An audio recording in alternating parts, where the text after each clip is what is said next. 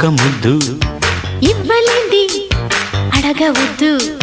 వద్దు వద్దు అంటూ పోతే చిన్నదాన ఎప్పుడంట ఇచ్చేదంట తన్ని ముద్దు ఇచ్చుకుంటే చిన్నవాడ పెళ్లి దాకా ఆగవంట కళ్ళతోటి పిళ్ళయింది చాలే ఇవ్వు ఒక్క ముద్దు